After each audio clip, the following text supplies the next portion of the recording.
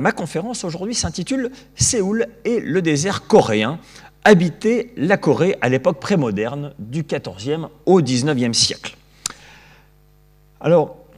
si vous avez quelques souvenirs du collège ou du lycée, il y a quelques années, mon titre doit vous faire penser à un ouvrage, sans doute qui a fait date, que vous connaissez tous sans doute, cet ouvrage de Jean-François Gravier, « Paris et le désert français », qui a été publié, je vous rappelle, en 1947, donc au sortir de la Deuxième Guerre mondiale, et c'est devenu, comme vous le savez sans doute, un grand classique de la géographie sociale en France, et qui témoignait de l'inégale répartition des ressources entre Paris et le reste du pays au milieu du XXe siècle. Et quand moi j'étais jeune collégien lycéen dans les années 80-90 aussi, on apprenait encore Jean-François Gravier et donc Paris, le désert français. Voilà, donc ça m'a marqué comme sans doute vous, et vous voyez, donc je le ressors dans une conférence sur la Corée prémoderne. Voilà, donc c'était un premier clin d'œil au passé.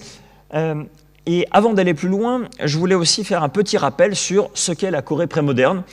pour être sûr de ne pas vous lâcher en chemin. Alors, quelques rappels chronologiques sur ce qu'est la chronologie de la Corée. Alors, quand on parle d'époque prémoderne, cela correspond en gros à la dernière dynastie royale coréenne, le royaume qui correspond au royaume du Choson, entre 1392 et 1897. Alors,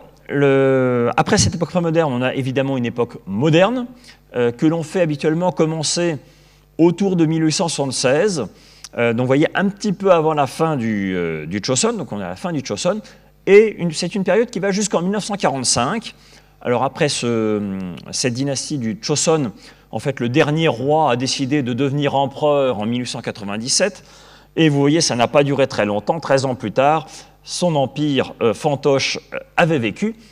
et en fait dès 1905,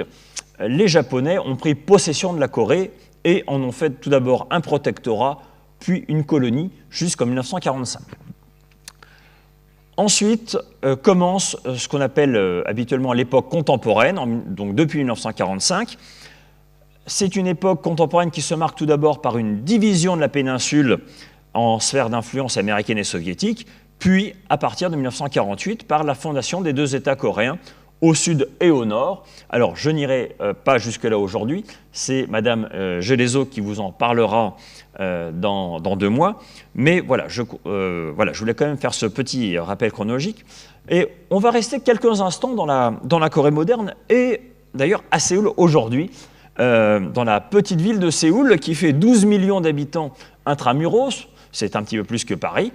et si vous envisagez le Grand Séoul, avec son agglomération, c'est quand même beaucoup plus grand que le Grand Paris, dont on parle beaucoup aujourd'hui, puisque ça ferait environ 24-25 millions d'habitants, c'est-à-dire quasiment la moitié de la population sud-coréenne. Donc vous voyez, Séoul vraiment est un pôle d'attraction, et le titre de Jean-François Gravier, Paris et le désert français, pourrait, d'une certaine manière, marcher très très bien aussi pour la Corée au XXe siècle, parce que, quand on le voit dans tous les domaines, Séoul est vraiment le grand pôle d'attraction par rapport au reste du pays.